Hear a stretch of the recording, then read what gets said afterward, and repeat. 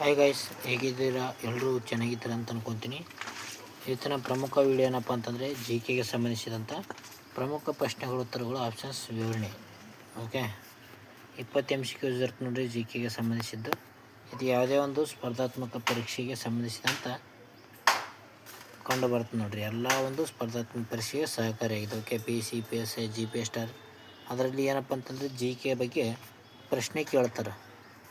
Okay, ಮೊದಲನೇ ಒಂದು ಪ್ರಶ್ನೆ ಬಂದಿದೆ ನೋಡಿ. ಮೊದಲನೇ ಒಂದು ಪ್ರಶ್ನೆಯನ್ನು ನೋಡೋಣ. ಮೊದಲನೇ ಒಂದು ಪ್ರಶ್ನೆ, ಭಾರತದ ಅತೃಪ್ತಿಯ ತಂದೆ ಯಾರು ಅಂತ ಕೊಟ್ಟಿದ್ದಾರೆ. ಭಾರತದ ಅತೃಪ್ತಿಯ ತಂದೆ ಯಾರು? ಇದಕ್ಕೆ ಸರಿಯಾದ ಉತ್ತರ ಆಪ್ಷನ್ಸ್ ಬಿ ನೋಡಿ, ಬಾಲ್ ಗಂಗಾಧರ್ ತಿಲಕ್ ಅಂತ ನಾವು ಹೇಳ್ತೀವಿ. ಓಕೆ, ಬಾಲ್ ಗಂಗಾಧರ್ ತಿಲಕ್ ಅವರನ್ನು ಏನಪ್ಪಂತಾರಂದರೆ ಭಾರತದ ಅತೃಪ್ತಿಯ ತಂದೆ ಎಂದು ಕರೆಯುತ್ತಾರೆ. ಓಕೆ, ಏನಪ್ಪ ಅಂತಂದರೆ ವ್ಯಾಲೆಂಟೈನಾ ಶಿರೋರ್ ಅವರು ಕರೆದಾರೆ ನೋಡ್ರಿ. ಈ ರೀತಿಯಾಗಿ ಅಂದರೆ ಭಾರತದ ಅತೃಪ್ತಿಯ ತಂದೆ ಅಂತ ಬಾಲ್ ಗಂಗಾಧರ್ ತಿಲಕ್ ಅವರಿಗೆ ಕರೆದಂಥ ವ್ಯಕ್ತಿ ಯಾರಪ್ಪ ಅಂತಂದರೆ ವ್ಯಾಲೆಂಟೈನಾ ಶಿರೋಲ್ ಅವರು ಕರೆದಾರೆ. ಅವ್ರು ಏನಪ್ಪ ಅಂತಂದರೆ ಸ್ವರಾಜ್ಯನ ಜನ್ಮಸಿದ್ಧ ಹಕ್ಕು ಎಂಬ ಒಂದು ಘೋಷಣೆಯನ್ನು ಕೂಡ ಹೇಳ್ತಾರೆ ನೋಡ್ರಿ. ಯಾರು? ಬಾಲ್ ಗಂಗಾಧರ್ ತಿಲಕ್ ಅವರ ಒಂದು ಘೋಷಣೆ ಏನಪ್ಪ ಅಂತಂದರೆ ಸ್ವರಾಜ್ಯನ ಜನ್ಮಸಿದ್ಧ ಹಕ್ಕು. ನೆಕ್ಸ್ಟ್ ಪ್ರಶ್ನೆ, ರಾಷ್ಟ್ರಪತಿ ಆಳ್ವಿಕೆ ಜಾರಿಗೊಳಿಸುವಂಥ ವಿಧಿ ಯಾವುದು ಅಂತ ಕೊಟ್ಟಿದ್ದಾರೆ ನೋಡಿ. ರಾಷ್ಟ್ರಪತಿ ಆಳ್ವಿಕೆಗೆ ಸಂಬಂಧಿಸಿದಂಥ ವಿಧಿ ಬಗ್ಗೆ ಕೇಳಿದ್ದಾರೆ ಇಲ್ಲಿ ಪ್ರಶ್ನೆ. ಓಕೆ, ಇದಕ್ಕೆ ಸರಿಯಾದ ಉತ್ತರ ಆಪ್ಷನ್ ಸಿ ನೋಡಿ, 352ನೇ ವಿಧಿ. 352 ಏನಪ್ಪ ಅಂತಂದರೆ ರಾಷ್ಟ್ರಪತಿ ಆಳ್ವಿಕೆಗೆ ಸಂಬಂಧಿಸಿದೆ. ಸರಿ, ಇದಕ್ಕೆ ಸರಿಯಾದ ಉತ್ತರ ಏನಪ್ಪ ಅಂತಂದರೆ 356ನೇ ವಿಧಿ ನೋಡಿ. ರಾಷ್ಟ್ರಪತಿ ಆಳ್ವಿಕೆಗೆ ಜಾರಿಗೊಳಿಸುವಂಥ ವಿಧಿ ಯಾವುದಪ್ಪ ಅಂತಂದರೆ 356. 352 ಏನಪ್ಪ ಅಂತಂದರೆ ರಾಷ್ಟ್ರೀಯ ತುರ್ತು ಪರಿಸ್ಥಿತಿಗೆ ಸಂಬಂಧಿಸಿದೆ. ಓಕೆ, ರಾಷ್ಟ್ರೀಯ ತುರ್ತು ಪರಿಸ್ಥಿತಿ ಏನಪ್ಪ ಅಂತಂದರೆ 352. ರಾಷ್ಟ್ರಪತಿ ಆಳ್ವಿಕೆಗೆ ಜಾರಿಗೊಳಿಸುವ ಒಂದು ವಿಧಿ ಯಾವುದಪ್ಪ ಅಂತಂದರೆ 356. ಅದೇ ರೀತಿಯಾಗಿ ಹಣಕಾಸಿನ ತುರ್ತು ಪರಿಸ್ಥಿತಿ 360 ನೋಡ್ರಿ. ಓಕೆ, ಈ ರೀತಿಯಾಗಿ 3 ತುರ್ತು ಪರಿಸ್ಥಿತಿಗಳು ಬರ್ತವೆ. ಓಕೆ, 356 ಏನಪ್ಪ ಅಂತಂದರೆ ರಾಜ್ಯದ ಸಾಂವಿಧಾನಿಕ ಯಂತ್ರವು ವಿಫಲವಾದಾಗಂಥ ಸಂದರ್ಭದಲ್ಲಿ ಏನಪ್ಪ ಅಂತಂದರೆ ರಾಷ್ಟ್ರಪತಿಗಳು ಆ ರಾಜ್ಯದ ಒಂದು ರಾಷ್ಟ್ರಪತಿ ಆಳ್ವಿಕೆಯನ್ನು ಜಾರಿಗೊಳಿಸಬಹುದಾಗಿದೆ ನೋಡಿ. 356ನೇ ವಿಧಿ ಏನಪ್ಪ ಅಂತಂದರೆ ರಾಜ್ಯಗಳ ಮೇಲೆ ಏನಪ್ಪ ಅಂತಂದರೆ ರಾಷ್ಟ್ರಪತಿ ಆಳ್ವಿಕೆ ಏರುವುದಾಗಿದೆ. ನೆಕ್ಸ್ಟ್ ಪ್ರಶ್ನೆ, ಕರ್ನಾಟಕದ ಅತಿ ಎತ್ತರದ ಶಿಖರ ಯಾವುದು ಅಂತ ಕೊಟ್ಟಿದ್ದಾರೆ. ಕರ್ನಾಟಕದ ರಿಪೀಟೆಡ್ ಕ್ವಶನ್ ಆಗಿದೆ ನೋಡಿ. ಇದು ಪೊಲೀಸ್ ಕಾನ್ಸ್ಟೇಬಲ್ ಎಕ್ಸಾಮಲ್ಲಿ ಕೇಳ್ತಾರೆ. ಕರ್ನಾಟಕದ ಎತ್ತರದ ಶಿಖರ ಯಾವುದು? ಅತಿ ಎತ್ತರದ ಶಿಖರ. ಇದಕ್ಕೆ ಸರಿಯಾದ ಉತ್ತರ ಆಪ್ಷನ್ಸ್ ಬಿ ನೋಡಿ, ಮುಳ್ಳಯ್ಯನಗಿರಿ. ಓಕೆ, ಮುಳ್ಳಯ್ಯನಗಿರಿ ಶಿಖರ ಏನಪ್ಪ ಅಂತಂದರೆ ಕರ್ನಾಟಕದ ಅತಿ ದೊಡ್ಡ ಶಿಖರ ಆಗಿದೆ. ಓಕೆ, ಇದು ಚಿಕ್ಕಮಗಳೂರು ಜಿಲ್ಲೆಯಲ್ಲಿ ಕಂಡು ಬರ್ತದೆ ನೋಡ್ರಿ. ಇದರ ಎತ್ತರ ಏನಪ್ಪ ಅಂತಂದರೆ 1930 ಮೀಟರ್ವಷ್ಟು ಎತ್ತರವಾಗಿದೆ. ಇದು ಮುಳ್ಳಯ್ಯನಗಿರಿ ಶಿಖರ ಎಲ್ಲಿ ಕಂಡು ಬರುತ್ತೆ? ಚಿಕ್ಕಮಗಳೂರು ಜಿಲ್ಲೆಯಲ್ಲಿ ಕಂಡು ಬರ್ತದೆ. ನೆಕ್ಸ್ಟ್ ಪ್ರಶ್ನೆ, ಜೀವಕೋಶದ ಶಕ್ತಿ ಕೇಂದ್ರ ಯಾವುದು ಅಂತ ಕೊಟ್ಟಿದ್ದಾರೆ. ಜೀವಕೋಶದ ಶಕ್ತಿ ಕೇಂದ್ರ ಯಾವುದು? ಇದಕ್ಕೆ ಸರಿಯಾದ ಉತ್ತರ ಆಪ್ಷನ್ ಸಿ ನೋಡಿ, ಮೈಟೊಕಾಂಡ್ರಿಯಾ ಅಂತ ನಾವು ಕರಿತೀವಿ. ಮೈಟೊಕಾಂಡ್ರಿಯಾ ಇದು ಜೀವಕೋಶದ ಶಕ್ತಿ ಕೇಂದ್ರ ಆಗಿದೆ ನೋಡಿ. ಓಕೆ, ಅದೇ ರೀತಿಯಾಗಿ ಜೀವಕೋಶದ ಒಂದು ಪ್ರೋಟೀನ್ ಕಾರ್ಖಾನೆ ಯಾವುದಪ್ಪ ಅಂತಂದರೆ ರೈಬೋಸೋಮ್ ಆಗಿರುತ್ತೆ ನೋಡಿ, ರೈಬೋಸೋಮ್. ಓಕೆ, ಮೈಟೊಕಾಂಡ್ರಿಯಾವನ್ನು ಏನಪ್ಪ ಅಂತಂದರೆ ಜೀವಕೋಶದ ಶಕ್ತಿ ಕೇಂದ್ರ ಎಂದು ಕರೆಯುತ್ತಾರೆ. ಯಾಕಪ್ಪ ಅಂತಂದರೆ ಇದು ATP ಮೂಲಕದಲ್ಲಿ ಏನಪ್ಪ ಅಂತಂದರೆ ಶಕ್ತಿಯನ್ನು ಉತ್ಪಾದನೆ ಮಾಡುತ್ತದೆ. ATP ಅಡಿನೋ ಟ್ರೈಫಾಸ್ಫೇಟ್ ಅಂತ ಕರಿತೀವಿ ನೋಡಿ. ಇದರ ಮುಖಾಂತರ ಏನು ಮಾಡುತ್ತೆ ಅಂದರೆ ಶಕ್ತಿಯನ್ನು ಉತ್ಪಾದನೆ ಮಾಡ್ತದೆ ಮೈಟೊಕಾಂಡ್ರಿಯಾ. ನೆಕ್ಸ್ಟ್, ಇದು ಕೂಡ ಪ್ರಮುಖವಾದಂಥ ಪ್ರಶ್ನೆ ಇದೆ ನೋಡಿ.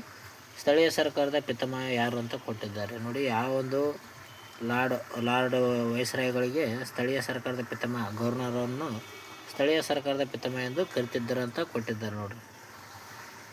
ಓಕೆ, ಇದಕ್ಕೆ ಸರಿಯಾದ ಉತ್ತರ ಆಪ್ಷನ್ಸ್ ಬಿ ನೋಡಿ, lord Ripon. Okay, lord Ripon ಏನಪ್ಪ ಅಂತಂದರೆ ಸ್ಥಳೀಯ ಸರ್ಕಾರದ ಪಿತಾಮಹ ಅಂತ ಕರಿತಿರ್ತಾರೆ. ಇದು ಭಾಳ ಇಂಪಾರ್ಟೆಂಟ್ ಆಗಿದೆ. ಇದು ಕೂಡ ಪ್ರಶ್ನೆ ಕೇಳ್ಯಾರ ನೋಡಿರಿ ಎಕ್ಸಾಮಲ್ಲಿ. ಓಕೆ, ಲಾರ್ಡ್ ರಿಪ್ಪನ್ ಅವರನ್ನು ಏನಪ್ಪ ಅಂತಂದರೆ ಸ್ಥಳೀಯ ಸ್ವಯಂ ಸರ್ಕಾರದ ಪಿತಾಮಹ ಎಂದು ಕರೆಯಲಾಗುತ್ತೆ ನೋಡ್ರಿ. ಇವರೇನಪ್ಪ ಅಂತಂದರೆ 1882ರಲ್ಲಿ ಸ್ಥಳೀಯ ಮಂಡಳಿಗಳ ನಿರ್ಣಯವನ್ನು ಜಾರಿಗೆ ತರ್ತಾರೆ. ಯಾವಾಗ? 1882ರಲ್ಲಿ. ಅದಕ್ಕಾಗಿ ಏನಪ್ಪ ಅಂತಂದರೆ ಸ್ಥಳೀಯ ಸ್ವಯಂ ಸರ್ಕಾರದ ಪಿತಾಮಹ ಅಂತ ಯಾರಿಗೆ ಕರೆಯಲಾಗುತ್ತಂದರೆ ಲಾರ್ಡ್ ರಿಪ್ಪನ್. ನೆಕ್ಸ್ಟ್, ಕನ್ನಡದ ಮೊದಲ ವಾರ್ತಾಪತ್ರಿಕೆ ಯಾವುದು ಅಂತ ಕೊಟ್ಟಿದ್ದಾರೆ. ಕನ್ನಡದ ಮೊದಲ ವಾರ್ತಾಪತ್ರಿಕೆ ಯಾವುದು? ಇದಕ್ಕೆ ಸರಿಯಾದ ಉತ್ತರ ಯಾವುದಪ್ಪ ಅಂತಂದರೆ ಮಂಗಳೂರು ಸಮಾಚಾರ ನೋಡಿ.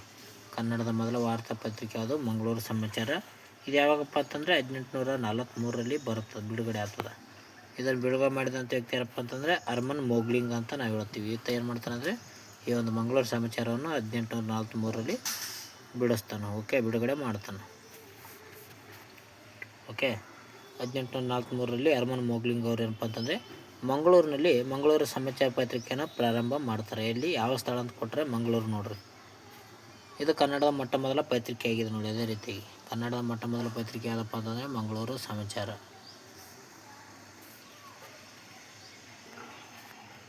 ನೆಕ್ಸ್ಟ್ ಪ್ರಶ್ನೆ, ದಕ್ಷಿಣ ಗಂಗೆ ಎಂದು ಕರೆಯಲ್ಪಡುವಂಥ ನದಿ ಯಾವುದು ಅಂತ ಇಲ್ಲಿ ಕೊಟ್ಟಿದ್ದಾರೆ. ದಕ್ಷಿಣ ಗಂಗೆ ಎಂದು ಕರೆಯಲ್ಪಡುವ ನದಿ ಯಾವುದು?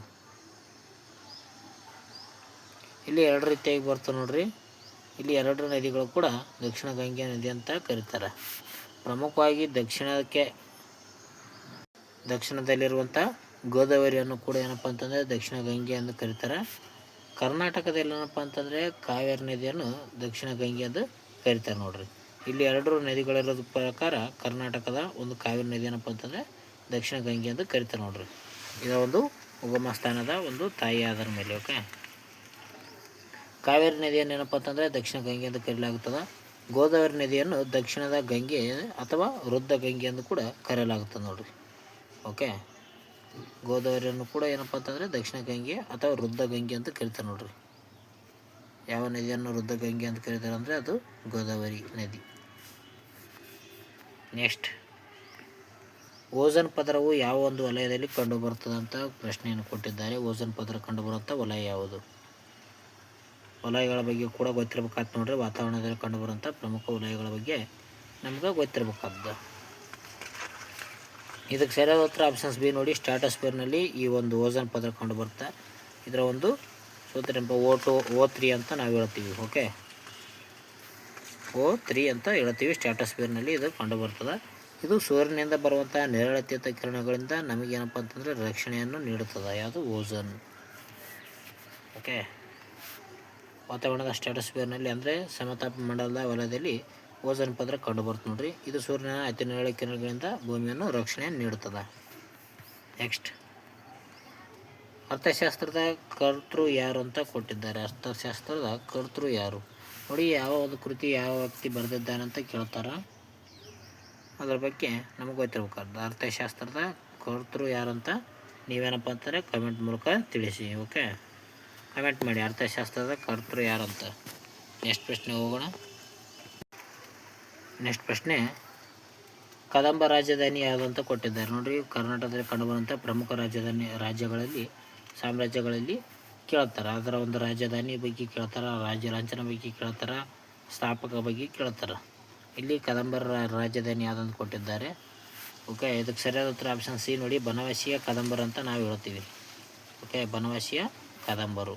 ಅದೇ ರೀತಿಗೆ ತಲಕಾಡಿನ ಯಾವುದಪ್ಪ ಅಂತಂದರೆ ಯಾರ್ದು ರಾಜಧಾನಿ ಅಂದರೆ ತಲಕಾಡು ಗಂಗರದು ರಾಜಧಾನಿ ಆಗಿದೆ ನೋಡಿ. ಅದೇ ರೀತಿಗೆ ಬಾದಾಮಿಯ ಚಾಲುಕ್ಯರು. ಹಂಪಿ ಏನಪ್ಪ ಅಂತಂದರೆ ವಿಜಯನಗರ ಸಾಮ್ರಾಜ್ಯದ ರಾಜಧಾನಿ ಆಗಿರ್ತದೆ. ಓಕೆ, ಕರ್ನಾಟಕದ ಮೊದಲ ಒಂದು ರಾಜವಂಶವಾದ ಕದಂಬ ರಾಜಧಾನಿ ಯಾವುದಪ್ಪ ಅಂತಂದರೆ ಬನವಾಸಿ ಆಗಿರುತ್ತೆ ನೋಡ್ರಿ. ಇದನ್ನೇನಪ್ಪ ಅಂತಂದರೆ ಮಯೂರವರ್ಮ ಏನಪ್ಪ ಅಂತಂದರೆ ಸ್ಥಾಪನೆ ಮಾಡ್ತಾನೆ. ಕದಂಬ ವಂಶವನ್ನು ಸ್ಥಾಪನೆ ಮಾಡಿದಂಥ ವ್ಯಕ್ತಿ ರಾಜ ಯಾರಪ್ಪ ಅಂತಂದರೆ ಮಯೂರವರ್ಮ. ನೆಕ್ಸ್ಟ್, ಮೂಲಭೂತ ಹಕ್ಕುಗಳು ಯಾವ ಭಾಗದಲ್ಲಿ ಕಂಡುಬರ್ತವೆ ಅಂತ ಕೊಟ್ಟಿದ್ದಾರೆ. ಮೂಲಭೂತ ಹಕ್ಕುಗಳು ಕಂಡುಬರುವಂಥ ಭಾಗ ಯಾವುದು? ಇದಕ್ಕೆ ಸರಿಯಾದ ಉತ್ತರ ಆಪ್ಷನ್ ಸಿ ನೋಡಿ. ಭಾಗ 3ರಲ್ಲಿ ಮೂಲಭೂತ ಹಕ್ಕುಗಳು ಕಂಡು ಬರ್ತವೆ. ಓಕೆ, ಮೂಲಭೂತ ಹಕ್ಕುಗಳು 3ನೇ ಭಾಗದಲ್ಲಿ ಕಂಡು ಬರ್ತವೆ. ಇದು 12ರಿಂದ 35ರವರೆಗೂ ಇರ್ತವೆ ನೋಡ್ರಿ. 12ರಿಂದ 35ನೇ ವಿಧಿವರೆಗೂ ಈ ಒಂದು ಮೂಲಭೂತ ಹಕ್ಕುಗಳು ಕಂಡು ಬರ್ತವೆ. ನೆಕ್ಸ್ಟ್, ಗಗನಚುಕ್ಕಿ ಮತ್ತು ಭರಚುಕ್ಕಿ ಜಲಪಾತಗಳು ಅಂತ ಕೊಟ್ಟಿದ್ದಾರೆ. ಅಂದರೆ ಯಾವ ನದಿಯಿಂದ ಸೃಷ್ಟಿಯಾಗಿವೆ ಈ ಒಂದು ಗಗನಚುಕ್ಕಿ ಮತ್ತು ಭರಚುಕ್ಕಿ ಜಲಪಾತಗಳು ಅಂತ ಕೊಟ್ಟರು ನೋಡ್ರಿ. ಓಕೆ, ಗಗನಚುಕ್ಕಿ ಮತ್ತು ಭರಚುಕ್ಕಿ ಯಾವ ನದಿಯಿಂದ ಸೃಷ್ಟಿಯಾಗಿವೆ? ಇದಕ್ಕೆ ಸರಿಯಾದ ಉತ್ತರ ಕಾವೇರಿ ನದಿ ನೋಡಿ. ಕಾವೇರಿ ನದಿಯಿಂದ ಈ ಒಂದು ಗಗನಚುಕ್ಕಿ ಮತ್ತು ಭರಚುಕ್ಕಿ ಜಲಪಾತ ಸೃಷ್ಟಿಯಾಗಿದೆ ನೋಡಿ. ಇವನ್ನು ಅವಳಿ ಜಲಪಾತ ಎಂದು ಕರೀತಾರೆ ನೋಡ್ರಿ. ಚಾಮರಾಜನಗರ ಜಿಲ್ಲೆಯ ಒಂದು ಶಿವನ ಸಮುದ್ರದಲ್ಲಿ ಕಾವೇರಿ ನದಿಯಿಂದ ಇವು ಸೃಷ್ಟಿಯಾಗಿವೆ, ಗಗನಚುಕ್ಕಿ ಮತ್ತು ಭರಚುಕ್ಕಿ ಜಲಪಾತಗಳು. ಎಲ್ಲಿ ಕಂಡು ಬರ್ತವೆ ಅಂದರೆ ಚಾಮರಾಜನಗರ. ನೆಕ್ಸ್ಟ್, ಜಪಾನ್ ದೇಶದ ಕರೆನ್ಸಿ ಯಾವುದು ಅಂತ ಕೊಟ್ಟಿದ್ದಾರೆ ನೋಡ್ರಿ. ದೇಶ ಮತ್ತು ಅದರ ಕರೆನ್ಸಿ ಮತ್ತು ಅದರ ರಾಜಧಾನಿ ಬಗ್ಗೆ ಕೂಡ ಕೇಳ್ತಾರೆ. ಜಪಾನ್ ದೇಶದ ಕರೆನ್ಸಿ ಯಾವುದು ಅಂತ ಕೊಟ್ಟಿದ್ದಾರೆ. ಓಕೆ, ಆಪ್ಷನ್ಸ್ ಬಿ ಸರಿಯಾದ ಉತ್ತರ ಇದು ನೋಡಿ. ಏನಂತ ನಾವೇ ಹೇಳ್ತೀವಿ. ಓಕೆ, ಜಪಾನ್ ದೇಶದ ಅಧಿಕೃತ ಕರೆನ್ಸಿ ಹೆಸರು ಏನಪ್ಪ ಅಂತಂದರೆ ಏನಂತ ನಾವು ಕರಿತೀವಿ. ಅದೇ ರೀತಿಯಾಗಿ ಯುವಾನ್ ಏನಪ್ಪ ಅಂತಂದರೆ ಚೀನಾ ದೇಶದ ಕರೆನ್ಸಿ ಆಗಿದೆ. ಯುವಾನ್ ಅಂದರೆ ಯಾವುದು? ಚೀನಾ ದೇಶದ ಕರೆನ್ಸಿ ಆಗಿದೆ. ಏನಪ್ಪ ಅಂದರೆ ಅದು ಜಪಾನ್ ದೇಶದ ಕರೆನ್ಸಿ ಆಗಿದೆ. ನೆಕ್ಸ್ಟ್, ಭಾರತದ ಮೊದಲ ಮಹಿಳಾ ಪ್ರಧಾನಮಂತ್ರಿ ಯಾರು ಅಂತ ಕೊಟ್ಟಿದ್ದಾರೆ. ಓಕೆ, ಭಾರತದ ಮೊದಲ ಮಹಿಳಾ ಪ್ರಧಾನಮಂತ್ರಿ ನಿಮಗೆಲ್ಲರೂ ಗೊತ್ತಿರೋ ಹಾಗೆ ಇಂದಿರಾ ಗಾಂಧಿ ಸರಿಯಾದ ಉತ್ತರ ಇದು ನೋಡಿ. ಆಪ್ಷನ್ ಸಿ ಸರಿಯಾದ ಉತ್ತರ. ಓಕೆ, ಇಂದಿರಾ ಗಾಂಧಿ ಅವರು ಭಾರತದ ಮೊದಲ ಮಹಿಳಾ ಪ್ರಧಾನಮಂತ್ರಿ ಆಗಿರ್ತಾರೆ. ಅದೇ ರೀತಿಯಾಗಿ ಪ್ರತಿಭಾ ಪಾಟೀಲ್ ಏನಪ್ಪ ಅಂತಂದರೆ ಮೊದಲ ಮಹಿಳಾ ರಾಷ್ಟ್ರಪತಿ ಆಗಿರ್ತಾರೆ ನೋಡ್ರಿ. ಓಕೆ, ಪ್ರತಿಭಾ ಪಾಟೀಲ್ ಏನಪ್ಪ ಅಂತಂದರೆ ಮೊದಲ ಮಹಿಳಾ ರಾಷ್ಟ್ರಪತಿ. ಎರಡನೇ ಮಹಿಳಾ ರಾಷ್ಟ್ರಪತಿ ಯಾರಾದ್ರೆ ಅಂದರೆ ಪ್ರಸ್ತುತ ಇರುವಂಥ ದ್ರೌಪದಿ ಮುರ್ಮು ಅವರು ಭಾರತದ ಎರಡನೇ ಮಹಿಳಾ ರಾಷ್ಟ್ರಪತಿ ಆಗಿದ್ದಾರೆ ನೋಡಿ. ನೆಕ್ಸ್ಟ್, ರಕ್ತ ಹೆಪ್ಪುಗಟ್ಟಲು ಸಹಾಯ ಮಾಡುವಂಥ ಜೀವಸತ್ವ ಯಾವುದು? ವಿಟಮಿನ್ಸ್ ಪೈಕಿ ಕೂಡ ಗೊತ್ತಿರಬೇಕಾಗುತ್ತೆ. ಓಕೆ, ವಿಟಮಿನ್ಸ್, ರಕ್ತ ಹೆಪ್ಪುಗಟ್ಟಲು ಸಹಾಯ ಮಾಡುವಂಥ ವಿಟಮಿನ್ ಯಾವುದು ಅಂತ ಕೊಟ್ಟಿದ್ದಾರೆ. ಇದಕ್ಕೆ ಸರಿಯಾದ ಉತ್ತರ ಆಪ್ಷನ್ಸ್ ಡಿ ನೋಡಿ, ವಿಟಮಿನ್ ಕೆ. ವಿಟಮಿನ್ ಕೆ ಏನಪ್ಪ ಅಂತಂದರೆ ರಕ್ತ ಹೆಪ್ಪುಗಟ್ಟಲು ಸಹಾಯ ಮಾಡುವಂಥ ಜೀವಸತ್ವ ಆಗಿದೆ, ವಿಟಮಿನ್ ಆಗಿದೆ. ಓಕೆ, ವಿಟಮಿನ್ ಎ ಏನಪ್ಪ ಅಂತಂದರೆ ಇರುಳುಗೂಡುತನಕ್ಕೆ ಕಾರಣವಾಗಿದೆ. ವಿಟಮಿನ್ ಸಿ ಸ್ಕರ್ವಿ ಅಂತ ಹೇಳ್ತೀವಿ ನಾವು. ಮೊಸಳಿಗಳಲ್ಲಿ ರಕ್ತಸ್ರಾವ ಬರ್ತದೆ. Vitamin D rickets. ಓಕೆ, ರಿಕೆಟ್ಸ್ಗೆ ಸಂಬಂಧಿಸಿದ. ವಿಟಮಿನ್ ಕೆ ಏನಪ್ಪ ಅಂತಂದ್ರೆ ರಕ್ತ ಹೆಪ್ಪುಗಟ್ಟಲು ಸಹಾಯ ಮಾಡ್ತದೆ ನೋಡ್ರಿ. ಓಕೆ, ಇದರ ಒಂದು ಕೊರತೆಯಿಂದ ಏನಪ್ಪ ಅಂತಂದರೆ ರಕ್ತಸ್ರಾವ ನಿಲ್ಲುವುದಿಲ್ಲ. ನೆಕ್ಸ್ಟ್, ಬಂಡೀಪುರ ರಾಷ್ಟ್ರೀಯ ಉದ್ಯಾನವನ ಎಲ್ಲಿದೆ ಅಂತ ಕೊಟ್ಟಿದ್ದಾರೆ. ಬಂಡೀಪುರ ರಾಷ್ಟ್ರೀಯ ಉದ್ಯಾನವನ ಕಂಡುಬರುವಂಥ ಸ್ಥಳ ಯಾವುದು? ಓಕೆ, ಅದಕ್ಕೆ ಸರಿಯಾದ ಉತ್ತರ ಆಪ್ಷನ್ ಸಿ ನೋಡಿ, ಚಾಮರಾಜನಗರ. ಚಾಮರಾಜನಗರದಲ್ಲಿ ಬಂಡೀಪುರ ರಾಷ್ಟ್ರೀಯ ಉದ್ಯಾನವನ ಕಂಡು ಬರ್ತದೆ. ಇಲ್ಲಿ ಏನಪ್ಪ ಅಂತಂದರೆ ಹುಲಿ ಸಂರಕ್ಷಿತ ಪ್ರದೇಶಕ್ಕೆ ಇದು ಹೆಸರುವಾಸಿಯಾಗಿದೆ ನೋಡಿ. ಇದೆಲ್ಲಿ ಕಂಡು ಬರ್ತಂದರೆ ಚಾಮರಾಜನಗರದಲ್ಲಿ ಕಂಡು ಬರ್ತದೆ. ಹುಲಿ ಸಂರಕ್ಷಿತ ಪ್ರದೇಶಕ್ಕೆ ಬಂಡೀಪುರ ಹೆಸರುವಾಸಿಯಾಗಿದೆ. ನೆಕ್ಸ್ಟ್, ಶುದ್ಧ ನೀರಿನ pH ಮೌಲ್ಯ ಎಷ್ಟು ಅಂತ ಕೊಟ್ಟಿದ್ದಾರೆ ನೋಡಿ. ಓಕೆ, ಶುದ್ಧ ನೀರಿನ pH ಮೌಲ್ಯ ಎಷ್ಟು ಇರ್ತದೆ ಅಂತ ಕೊಟ್ಟರೆ ಇಲ್ಲಿ ಪ್ರಶ್ನೆ. ಇದಕ್ಕೆ ಸರಿಯಾದ ಉತ್ತರ ಆಪ್ಷನ್ಸ್ ಬಿ 7. ಓಕೆ, ಶುದ್ಧ ನೀರಿನ pH ಮೌಲ್ಯ 7 ಆಗಿರುತ್ತೆ ನೋಡ್ರಿ. ಇದು ತಟಸ್ಥ ದ್ರಾವಣಕ್ಕೆ ಉದಾಹರಣೆ ಆಗಿರುತ್ತೆ. ಇದು ತಟಸ್ಥ ನೋಡಿ, ಶುದ್ಧ ನೀರು.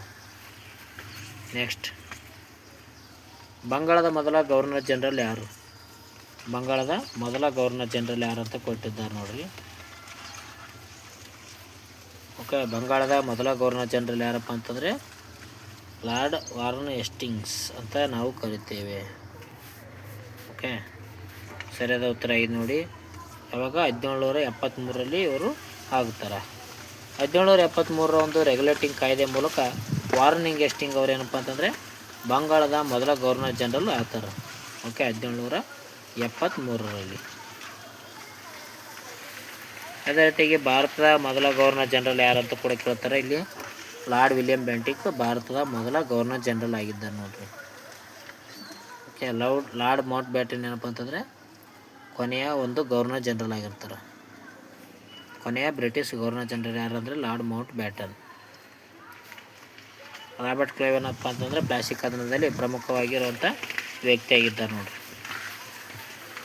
ಓಕೆ, ನೆಕ್ಸ್ಟ್, ವಿಸ್ತೀರ್ಣದಲ್ಲಿ ಭಾರತದ ಚಿಕ್ಕ ರಾಜ್ಯ ಯಾವುದಂತ ಕೊಟ್ಟಿದ್ದಾರೆ. ಅಂದರೆ ವಿಸ್ತೀರ್ಣದಲ್ಲಿ ಅತ್ಯಂತ ಭಾರತದ ಚಿಕ್ಕ ರಾಜ್ಯ ಯಾವುದು?